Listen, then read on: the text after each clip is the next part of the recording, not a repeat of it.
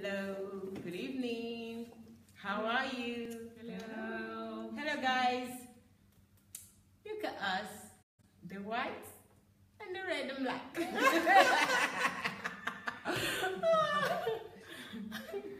How are you guys doing? I hope you're having a good Wednesday evening. We are here, it's sunshine here in Ukraine. I hope you all are good wherever you are in the world. Thank you for joining us. So, I would like to see people's names so I can at least say hello to them. So, who is there joining us first for today's reflection? Hello, who are you? Say hello.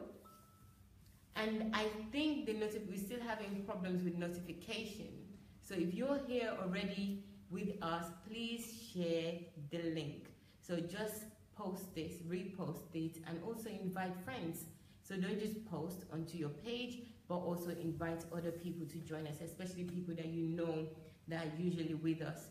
They might not know that it's already 7 p.m. in Ukraine and 5 p.m. in UK and Nigeria. So please alert them for us. Thank you very much.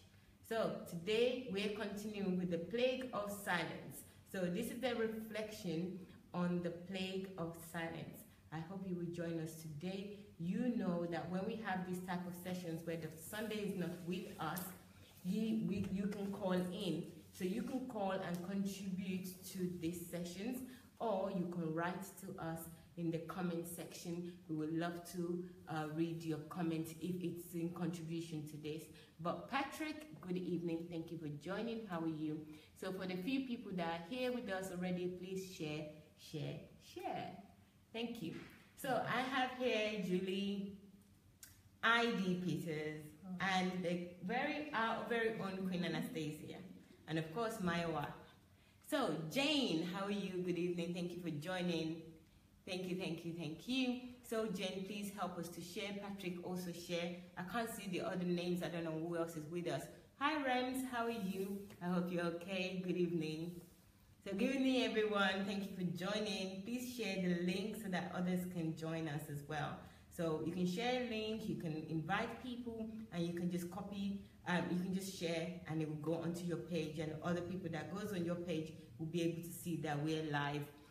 We're having a problem with notifications.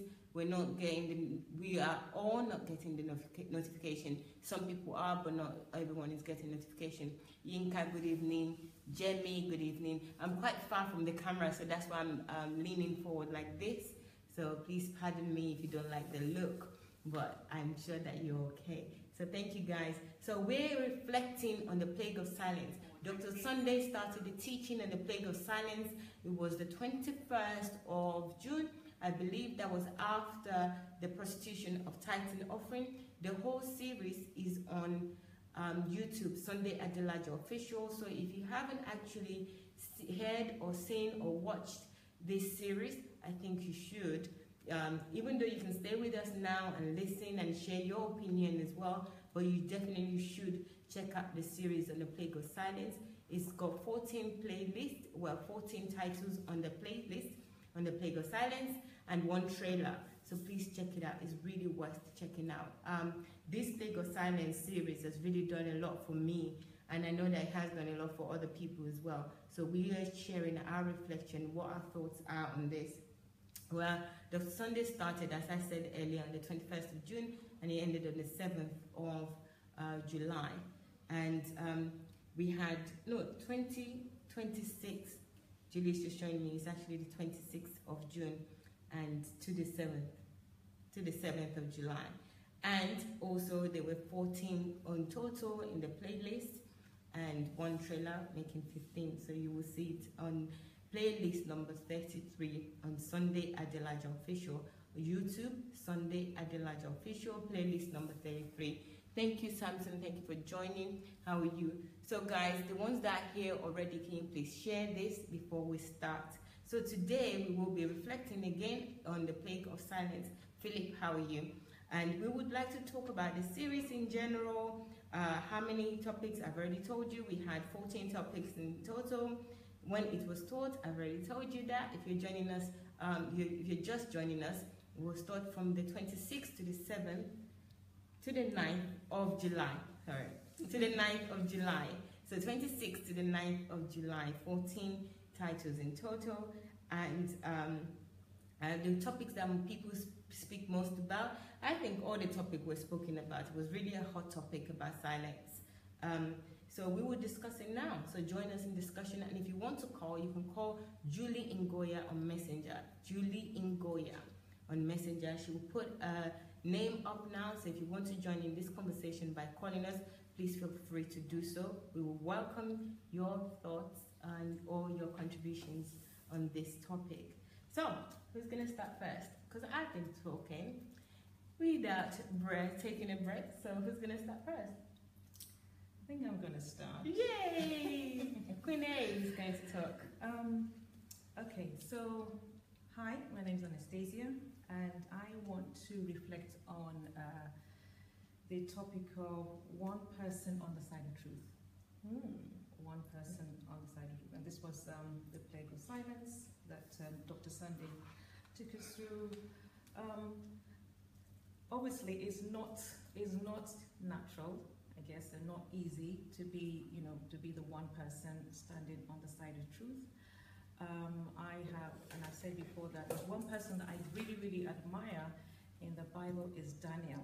Daniel was one person who stood on the side of truth, and for a long time it had baffled me that, what was it about, I wanted to know the secret. I really wanted to know the secret about this man that could, in spite of and despite all that was going on at that time, that he was bold enough. I mean, he was unshakable, he was unmovable, he was anything but, firm in his belief.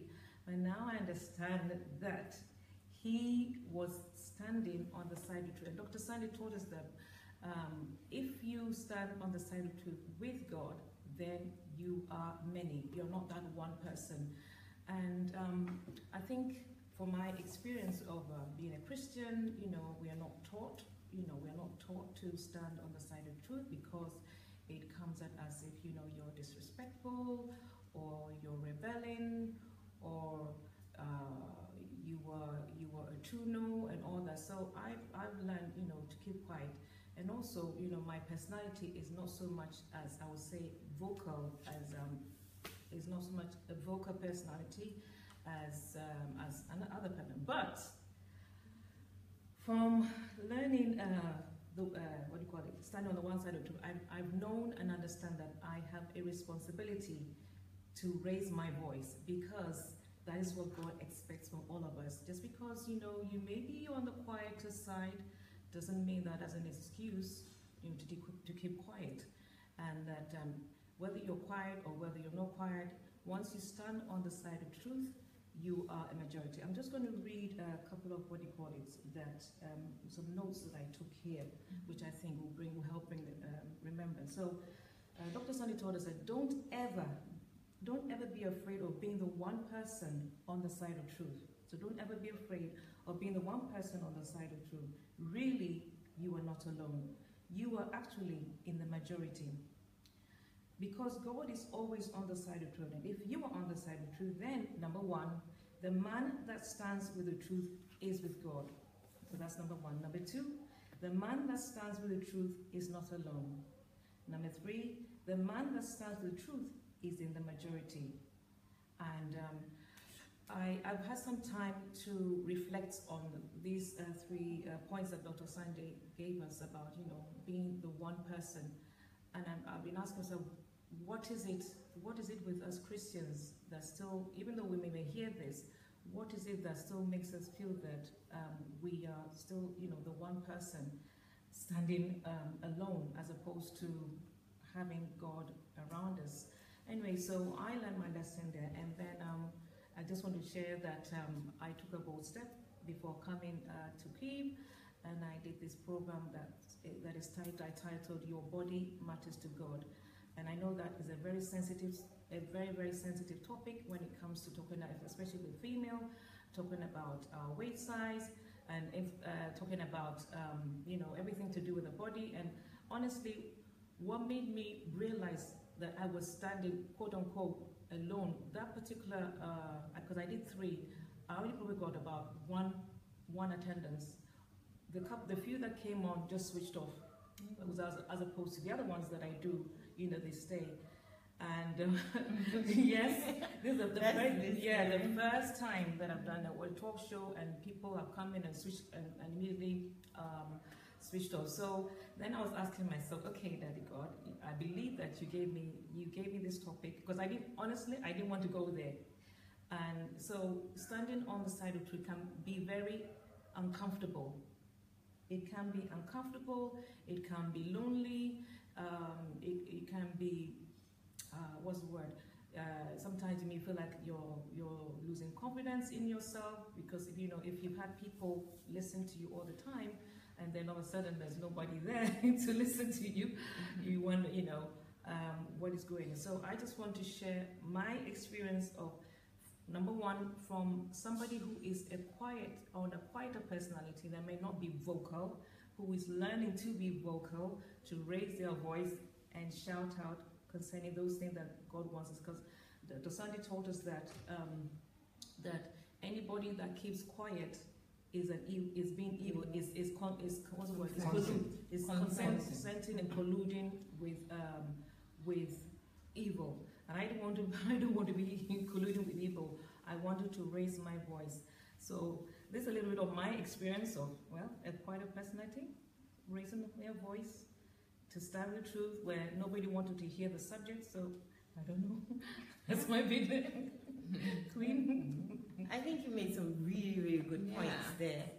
Quite a few points. Do you want to say something, Julie? Yeah, I really like what Queen A said because I can really sympathize with her because I am also someone who, is more of a quieter nature, even though I can come out of myself. But when it comes to truth, it somehow sparks some sort of fear inside of you because you know that what you're going to say is going to be controversial and it's probably going to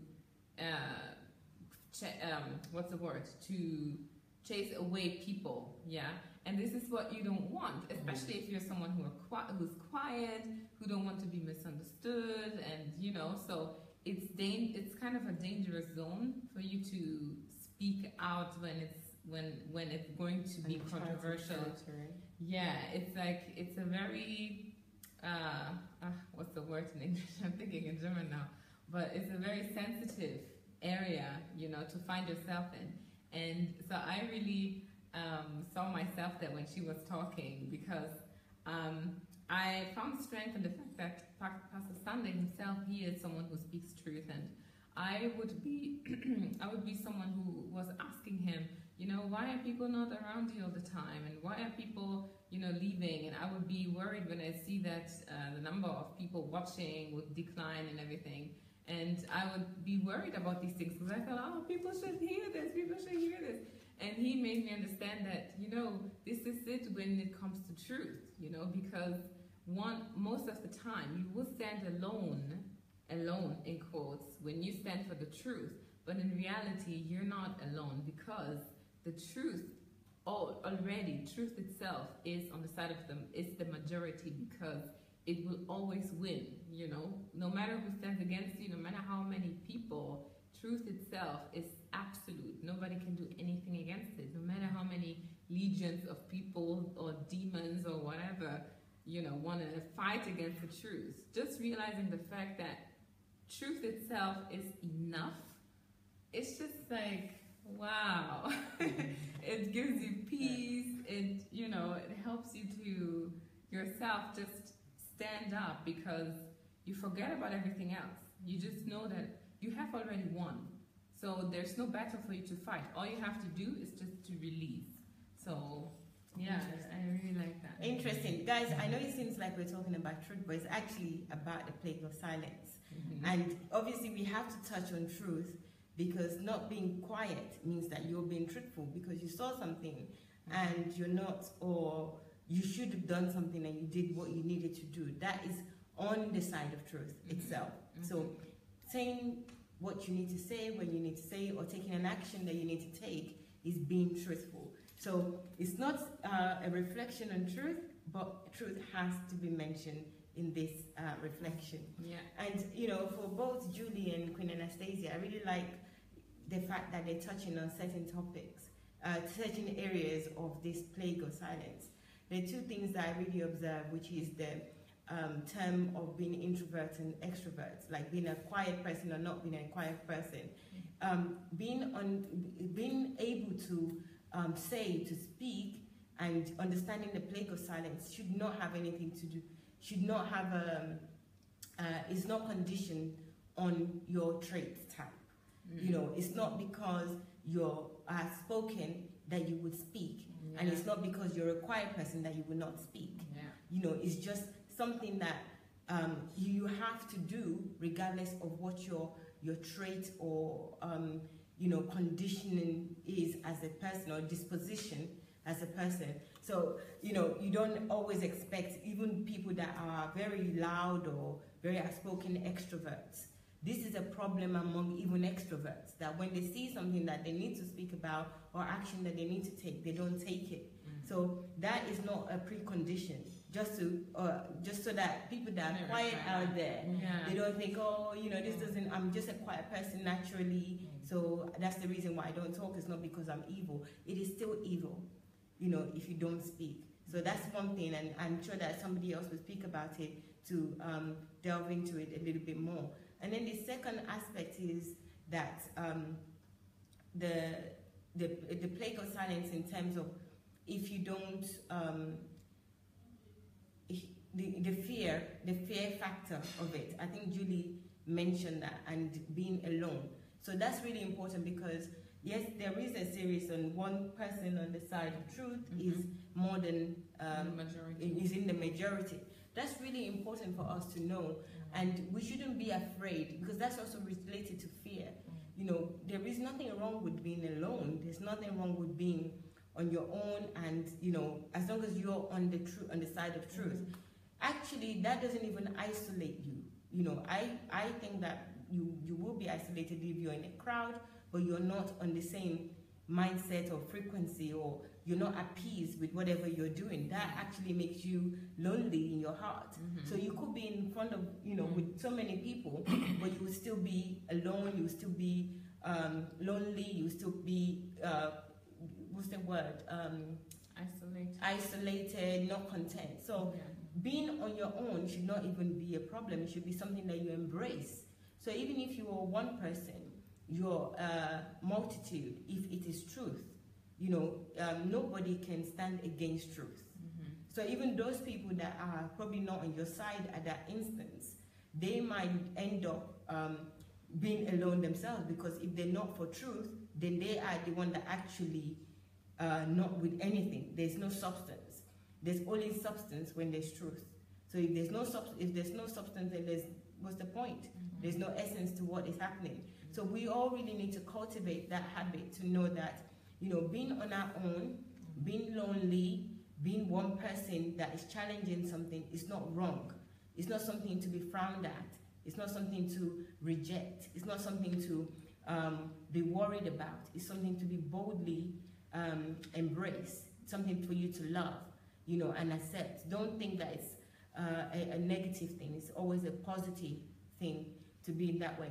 And one thing I really wanted to say, so those are my points on what the ladies have said, but one thing that I really want to say, because Julie mentioned about fear, is that fear is also has a lot to do with lack of knowledge and lack of understanding. And I know that from this series, when Dr. Sunday started, he talked to us about seeking knowledge and seeking understanding. And if we have knowledge and we have understanding, we would have nothing to, we would not be able to keep quiet. And you know, that got me thinking that we really need to work on ourselves, because how do you get knowledge and understanding if you don't actually work at it? You know, you will keep quiet at the end of the day if something is happening if you don't have understanding yourself. Like yesterday when Dr. Sunday was teaching us in the evening, during his evening session on non-truth, and we were watching these different churches and different people in their churches listening to one man and, you know, just accepting what that one person is saying. You know, the only flaw there was that there was no understanding. those people had no knowledge, no understanding. Not because the knowledge and understanding wasn't there, available for them, but because they didn't seek it. You know, they rather abdicate their responsibility to that one person, that one hero, to go and do the learning, the understanding, and then pass it on, give them a secondary information, without them even going to do their own research and check. So I think that, you know, and this is something that happens with confidence as well. If you don't seek knowledge, you don't seek understanding, if you don't develop yourself, you will find that you cannot speak in front of your peers even. So let's even take this plague of silence away. You know, you wouldn't be able to speak. So it's really important. Defend the truth even. Exactly. You won't be able to defend the truth. You would just accept any dogma or anything that anyone says to you, because you know you have not developed yourself. You've not self-improved, self-educate yourself. Go into it. Have the... I want to say that I was just thinking about this because especially for us religious Christians, we don't tend to build arguments around our faith. So whenever it comes to people asking us questions, all we do is, oh, you don't understand, because, you know, it is beyond our understanding and, you know, it's mystical or whatever. So we don't even take the time to educate ourselves on what it is that we believe in, so that we can put that belief into words and explain to people, because you want to actually win them, right? You want to win their souls, you know, for Christ. But how are you going to do that if there's no substance? Like, there's nothing you have to convince them, let's say, to explain yourself, to explain the reason why you're believing. You know, it's not all just about miracles and this happened and that happened. Yes. They're not going to believe you, especially if they're... Or Jesus can save you. Jesus can save me. How? Yeah. You know, I remember when we were told to give flyers and go out. You know, I don't know what to say to people. When they ask me questions, I just say to them, well, you know, just come to our church. Why should I come to your church? And, you know, I live in the West. People are not shy to just tell me what they think and just, you know, get out of here. Why are you asking me to come to your church? And I just stopped doing it because it just doesn't make sense to me. I had nothing to say to them.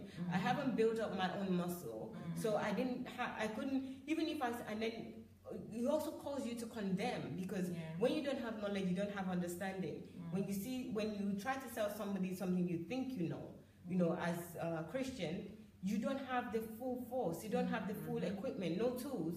You're just going and saying one thing, one line, and then they ask you another question, you just freeze. Like, oh, that's true.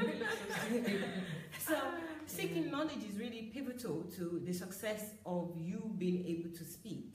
You know, but also, you know, there's basic things that you know that is wrong, that we all know, moral values and what we know as we know from our conscience that is right and wrong. So we speak against them, we speak against things, but even things that you're not it's not like within your own understanding, like maybe some sort of science, you are still the onus is still on you to think. Don't just accept it as the rule. Don't just accept it as what needs to be done. Think about it, go and do some research. You know, for example, I think my own acceptance of the plague of silence or being silent is being total laziness, because I didn't do any research. I didn't even want to bother myself. It's like, okay, whatever they say, as long as it doesn't kill me, I'm just going to follow this. But that shouldn't have to be the case, because I'm really retrogressing, you know, going backwards. You know, there's never been a standstill. It's either you know better or you reduce. You don't stand still. So if people think that, oh, at least, you know, I'm on this level, I'm fine, you're not fine. You always also have to improve yourself, so that when there is time for you to speak, you have the knowledge, you have the understanding to challenge what needs to be challenged in a really productive way. You know, it's good. I think I did want to say something. I can feel his vibration. But like, I need to talk. I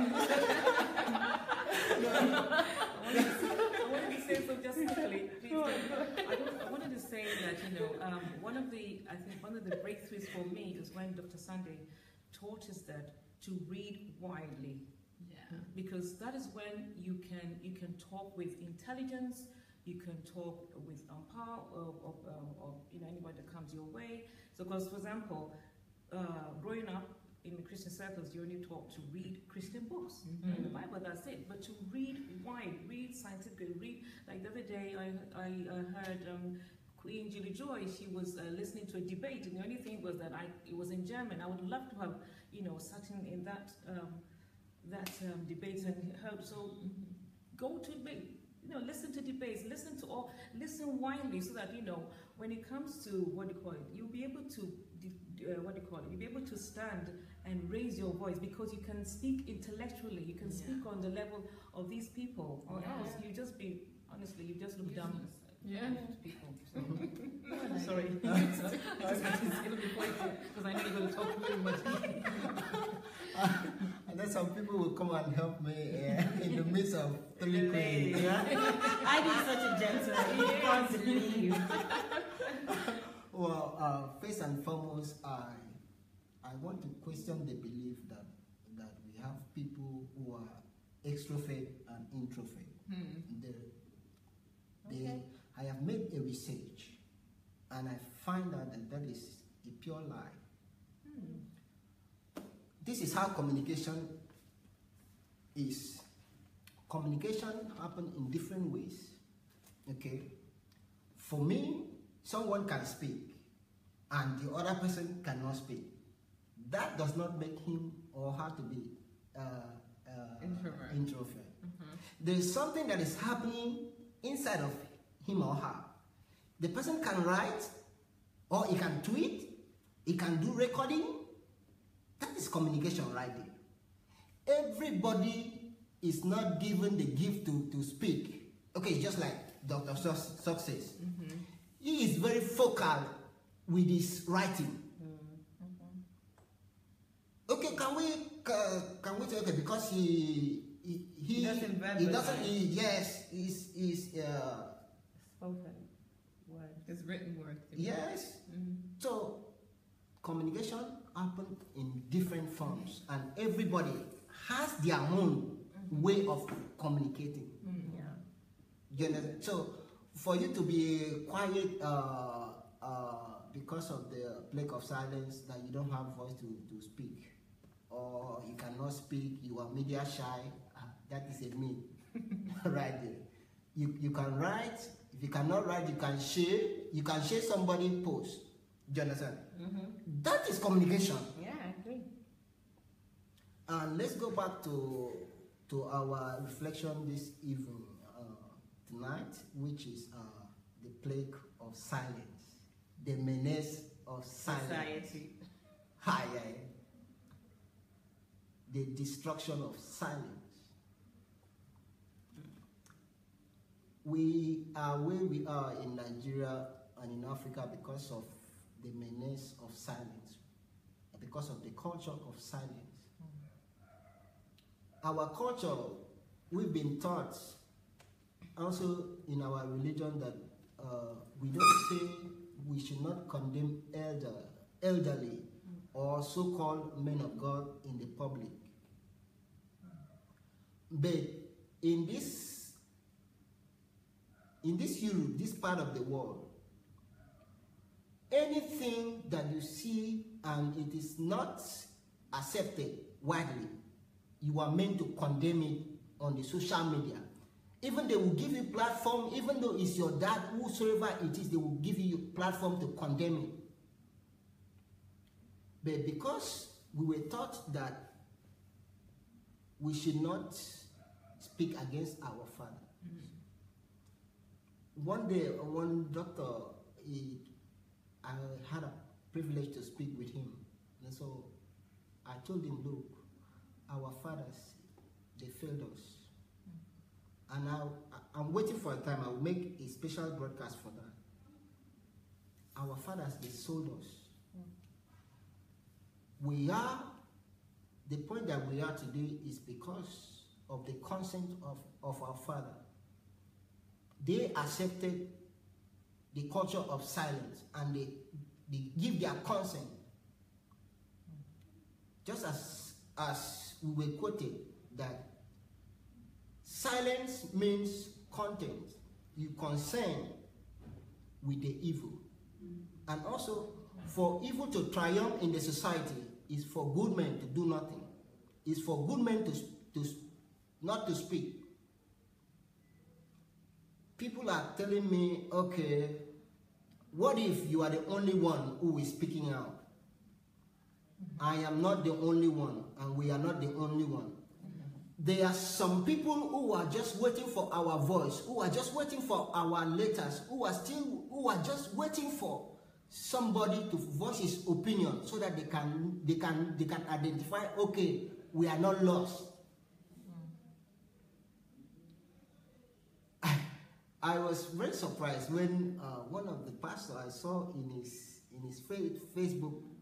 Facebook post, and he said, this boy that was praying in churches is now, he's studying in Europe now. He is castigating the church. And I'll say there is no churches in Nigeria. By the way, so which church is he talking about? When actually there are no church in there. Okay, so as at that time, I did not have knowledge, okay, but basically, now I refuse to keep quiet about the menace of religion in Africa. I refuse to keep quiet about the evil that is going on in Africa in the name of religion.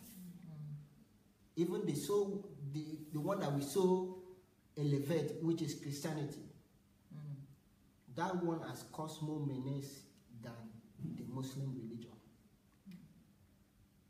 Those people were supposed to be the light of the world. But the last time I checked my Bible, the Bible says, if the salt lost its taste, that it will be thrown on the floor. That is the position that we find ourselves.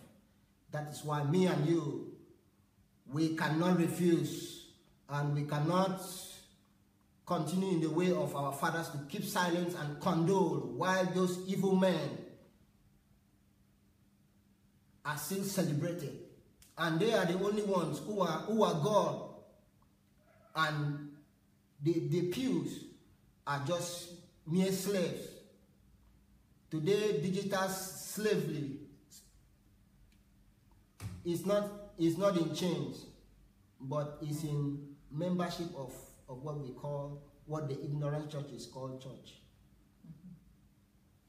I want to ask something here, because yesterday I had a conversation with someone, and the person said that, when you notice that the man of God especially has said something bad or done something bad, what they say is, don't tell him, but pray for him so that God, will touch his heart and will change his ways. I mean, is that common? Like, is this like something? That's just another way of saying keep quiet. Keep quiet. Yes. And that's what we're talking against exactly. Rather than just do that, I mean, praying for him is an additional thing that you can do. There's nothing wrong with doing that.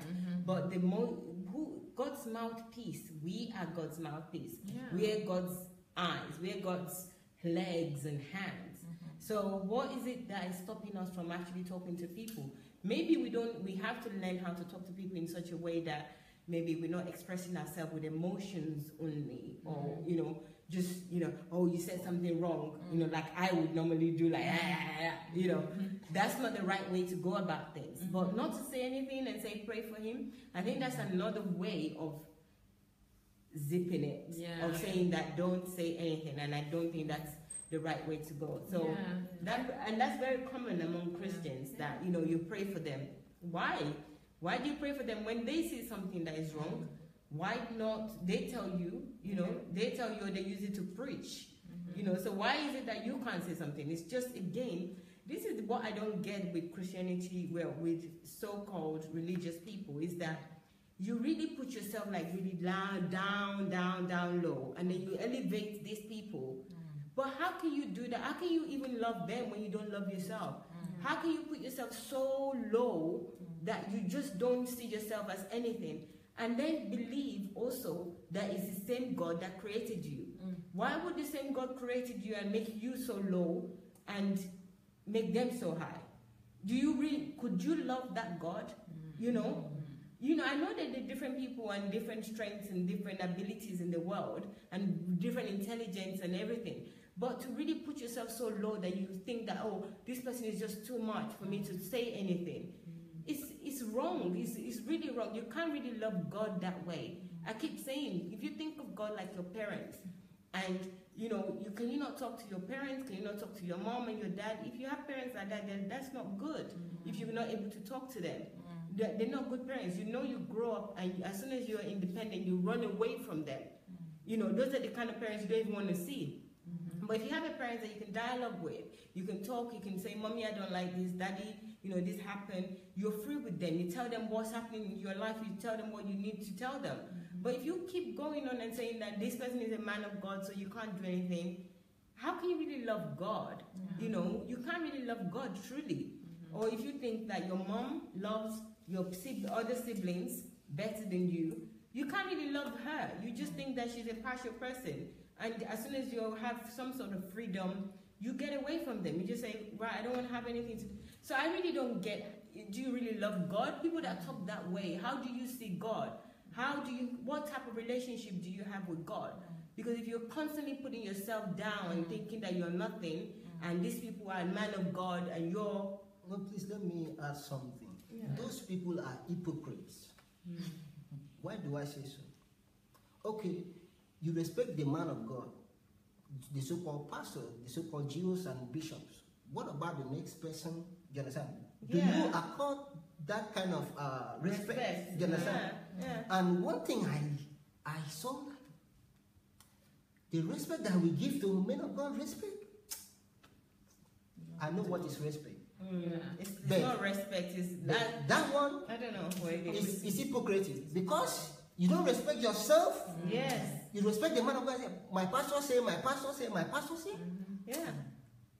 Damn anybody that you have not discovered the value that God that you have in you, and you elevate somebody in the place of the God that is in you. Yes. I'm so sorry that my heart always bleeds on that. So those people, you cannot say maybe you love your pastor. What about the next person beside you? They don't love themselves. That's even my contention. Is that if you can't love your pastor and keep elevating them when you're so down there, it's not, as human beings, it's just not possible to do that. So there's something flawed. In my opinion, I think that pastor should be the one playing the least rule and elevate. It is written. To elevate his members. Do you understand? To empower them, to equip them. But what we are saying is the other way around. There's no difference between what we have in churches and in cult. Because you see them, you understand, all these, they are leaders in cult, you understand, you see everybody rally around him. But in Christendom, while Christ was still on earth, he elevated his disciples. That was why nobody could identify him at that point. They wanted to come and seize him. But now you would identify the GOs, the apostles, the papas, all of them. You identify them even before you see all the crowd, even in amongst crowd, because they always stand out. They always want to be the one that, if they want to stand out, they can stand out, but not at your expense and not at your own subdued, like you being subdued down there. It's just not right. We don't serve that God. God is not like that. The person that gives free will. Can you imagine free will? You freely say you can do whatever you like. You can be whoever you want to be. You can choose to come to me. You can choose not to come to me. That's the Almighty God. So who are you serving? Who is your GO? Who is your apostle that you can't say anything? But this is not really just about the church, because, I think that we can never overstress the church. We don't always talk about the church because that's what we want. We believe that the church will repair the world, because most of us go to church. So whatever we do in church and believe in church, we take into our day-to-day lives. So we would always stress that. But, Queen Anastasia and I think everyone actually here, I've spoken in terms of religion, we've spoken in terms of actually day-to-day life. But, it's also silence, because when Queen Anastasia was talking, I remember that the example she was giving with Julie reading widely, and also when Dr. Sunday said that we should be reading widely, not just Christian books as we've been taught, and being told that science is demonic or other things are demonic, when they really are not. Because we started with why is it that we don't say anything is fear? Because we lack the knowledge. And we lack the knowledge because we're not developing ourselves, we're not exposing ourselves to the right information so that we'll be able to speak when we need to speak.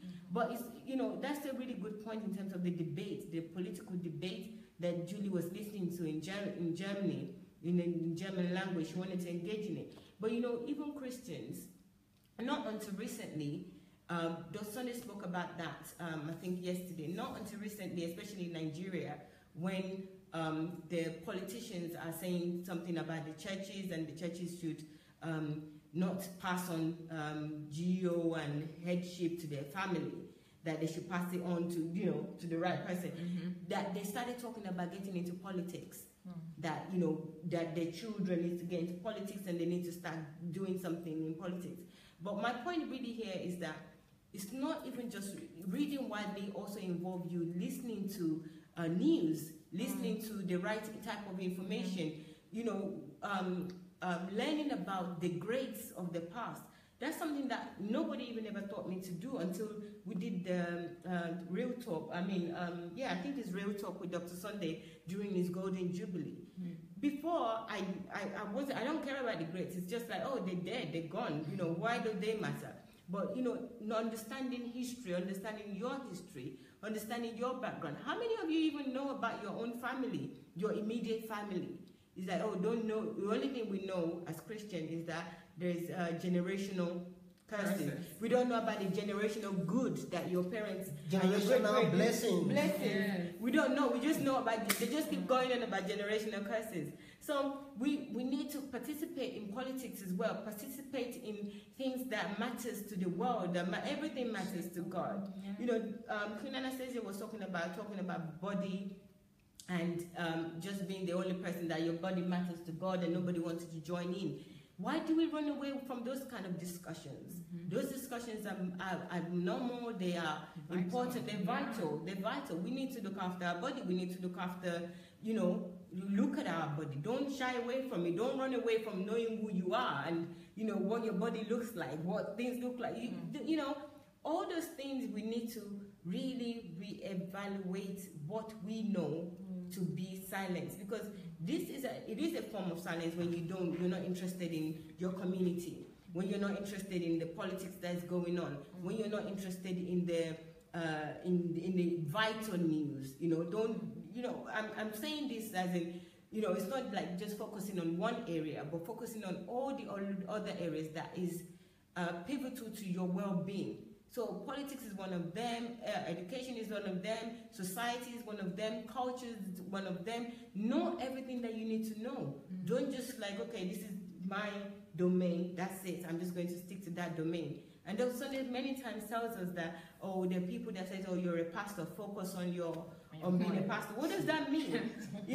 What exactly does that mean? If pastor that's pastoring people that are in many spheres of life, if he doesn't know, how is he going to engage with them? I remember I used to be in a church. How is he going to prove them wrong? Being a pastor is limiting yourself. You are belittling yourself. It's wrong. Most people, maybe Christian, they think in terms of their churches. That is, those 4 words they call churches. Okay. But God is... Those 4 words they call churches. Because that is not church here. So, God is thinking about the whole world. God's glory wants to be revealed in the whole world. So if his child is being able to influence, you understand, a sphere of his influence, that is where the glory of God comes in. So, but these people who are attacking themselves, pastor, please, for now, if somebody call me a pastor, it's an insult to me. Because they messed the name up. It's not just because of that. Adam did not wear a title. Adam. He was not pastor. It was Pastor Adam. No. I haven't read that in my Bible. I didn't read it. I did not. Even It's General Overseer Okay. Okay. They say okay because he came to for the work of the mission now. Okay. Missionary work. Well, that is why we must bear those titles. Okay. I want to ask you another question. Has anybody done greater thing more than Moses? You just call him Moses. Geo Moses. Oh. Yeah. Yes, you're right. Oh. You're right. Apostle Moses. Oh, do we do anything greater than Jesus? Prophet. No, Prophet Jesus. Prophet, apostle, Or Archbishop Jesus? No, but it's an insult for a kingdom citizen to wear that tag. See, if they know you by, if the world predict you, you are not a kingdom citizen. You should be, the Bible says that you are like a gist. They don't predict them. Like Daniel. Nobody call him Pastor Daniel. Oh, Shadrach, Meshach, and Abednego. No, this is a shit, please. No. Oh, I beg your pardon. It's very hot that people in this 21st century, that you have access to information, that you are still going ahead and giving that tag to yourself. We're not supposed to be known by the world, but we are supposed to be known by our fruit, by our character, Our content. our content. Yes. That is what we're supposed to be known for. That is why, in my opinion, my passion is, I don't care about this, preach. No. I want anybody who will meet me will be able to say, I have met God in flesh. That is my passion. And everyone, you understand? They have that God in them, but they don't want to pay the price to bring it out. Sorry, go for it. Yeah, I just want to encourage, Queen Mayowa and Queen Joy have spoken a lot about gaining knowledge, and I really want to hammer this point because Christians are so locked up in this spiritual bubble, and they think that just by quoting the scripture, we are it. We are the Moses, and we are the John the Revelator. We have it all, which is very, very limiting. And I think it's really, really, really important that, number one, I was going to say that we, like in the UK, find out debates that are going on, like on the telly. There's one, I've forgotten the name, they do on BBC One. For those, they do, I think, once a month. Question time. Okay. Let's be practical, because one thing... And attend those question time. They're free tickets. You just have to book to say you want to be part of it, and they would invite you. And that is practice, because one thing I have learned has been, number one, I feel that is helping me to grow widely, if I can put it, with Dr. Sunday, being his mentor, is that when he says something, immediately I think, okay, what is the next practical thing I can do so it becomes flesh. So, for example, when he taught on the object of silence, I thought, okay, I felt that Daddy was talking to me that I should talk about the body. And it's not that I'm comfortable about the subject, but by faith, I step out and do it. So I want, during this plague of sight, what are the practical things that we Christians can do to gain the knowledge so that we can be on par with it? So BBC One, I don't know, with Germany, I don't know what programs are there. Like, maybe you can share those one debates like in a time. And I just wanted to bring this point. I remember some years ago, I attended this conference. It was a really, really, really good one. And let me, what's it called? It was called the London Schools and Black Child Conference. And this is something that was initiated by Diane Abbott, the MP, MP, and she's been running these things for 10 years. By the time I went, oh my goodness, I was so enlightened. I mean, there were all these big people there. I mean, I love knowledge, so it's kind of my personality. And I learned so much. I learned about how the government is planning to build so many prisons to anticipate our children, our black children who are going to go to prison. We're going to go to prison. They may plan 20 years in advance for our boys to go to prison. I thought, and all these things, they're out there. So we really need to change our mindset and begin to look out what is in our area, and sit on those boards, whether it be school governor board, whether it be I don't know. I mean, I used to sit on the school the school community, MPs, community leaders. We have all those kind of things. Yeah. I mean, we're talking about England, but there's I don't know many other countries and know what they call, but just join the groups, community groups, and also there's also Toastmasters. If you're not somebody that talking, there is the organization, if you're in UK, that they call Toastmasters. They're from America. It's just a place for you to go and learn how to just speak in public. Just get up and stand up and speak. It's really worth it. And if they won't force you to speak, there's guidelines on how to speak and what to do and topics to talk about. But it will really help you. It will really help. Because when we don't do these things, right, we think, okay, we're just keeping quiet, but we're actually, retrograde, regressing in ourselves. Those things are practiced. When we come out, even when we come out to speak during Dr. Sunday's teachings, it took me some while to get this, but it's time when we're also learning how to speak in public, how to speak in front of people, so that we don't keep quiet when we're supposed to talk. It's not always like, we know how to talk or we know what to do. It's just that we have to learn. We have to, in a safe environment where we know that even when people laugh at us, they're laughing we're laughing together. Let them laugh at us. We don't even mind. It strengthens as well. Yes, and it strengthens us. We know what we're doing wrong, and then that's an opportunity also for Dr. Sunday to correct us. I'm one of the person that I'm so lazy to write down what I want to say. I think I know. By the time I get in front of the camera, it's all gone. It's like half of what I want to say. It's gone because my head is running, like the blood in my head is all running everywhere. And I remember one day somebody was saying that you're just talking everything. And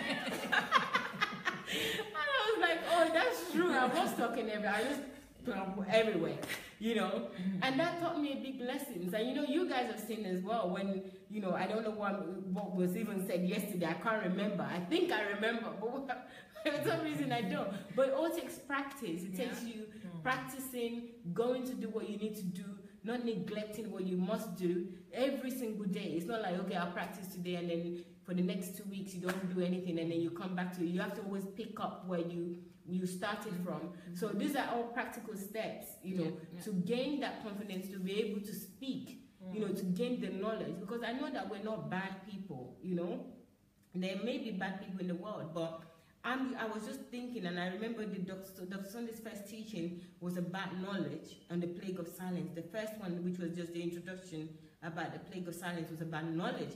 At the time, I didn't know. It was when I went back to the video that I recognized that knowledge is the key to this. Knowledge is a real big key, and we keep quiet because we don't have the knowledge. So we really need to develop ourselves in acquiring knowledge. Julie wants to say something. I also want to add TED Talks. This is also a really great resource for people to listen to knowledgeable, people who've done research in all areas of life that you can imagine. There's so many things that you can learn just by listening to the people. You can learn by watching them, what strategies they use to capture people's attention, to, bring the message across, to tell a story, all of these kind of things you can learn. There's so many resources that we have across the world, especially because we have the internet, to learn. And one thing I also wanted to say is, Dr. Sunday is writing so many books, and there are many people as well, who are starting to step into his footsteps and writing their own books and doing other stuff. And I'm thinking, when someone comes and says, oh, focus on this or focus on that, or even says, I don't know, I don't believe in evolution, or I don't believe in this and that, how are you going to prove that it is wrong if you don't engage in the subject? You first have to go and deal with what is wrong to understand to what extent is it wrong. Because even in the things that you believe is wrong, there may be even a little bit of truth in it that can help you make your case. You don't know what you don't know, so you can't talk about this being wrong, this being right, without knowing, without putting the work to go and put the finger on, I know this is wrong because, and then you make your case. And this is what Dr. Sunday has always taught us. Make your case. He teaches us with his children. Yes, he says, even make with your us. case exactly to us. He says, present your case. If it is convincing, I may change my mind. But you have to go do the research, do the work to acquire the knowledge to make your case. Other than that, you're just going to be, a biomass. Yes. Do you know that? Do you know that Christians people are the most laziest people on this planet? Laziest. They're laziest. Lazy. And because these people, you understand, when they see something, religious people, Yeah. no, the religion has been able to make them lazy. Yeah.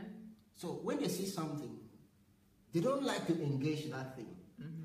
Even in different thoughts, they just want you to believe their doctrine. They never question anything. Because I still remember when I was young, when I was a bit young, so I would question some things. My mom would tell me, keep quiet, you are talkative. That's African parents. Yes, but that really gets me. And do you know, I grew up, I couldn't speak in the public. Even in fact, I was so shy because a lot of stuff was going in me.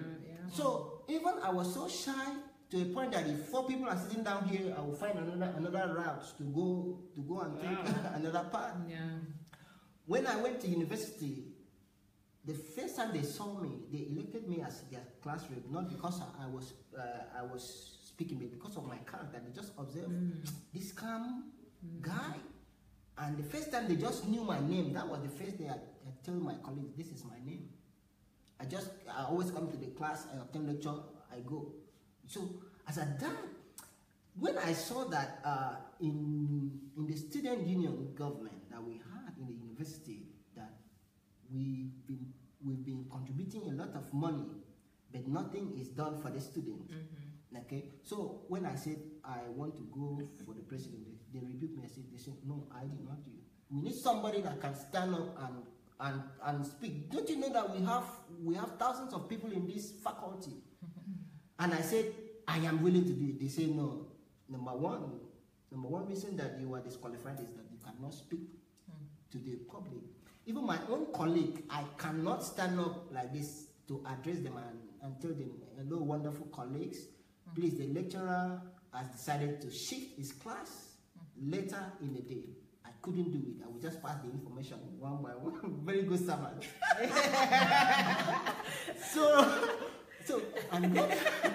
And another strategy they gave me, they said, okay, if you are to contest, we have to rig election for you. I said, no. I believe that I will win this election. And my character won that election for me. But something happened to me since that day.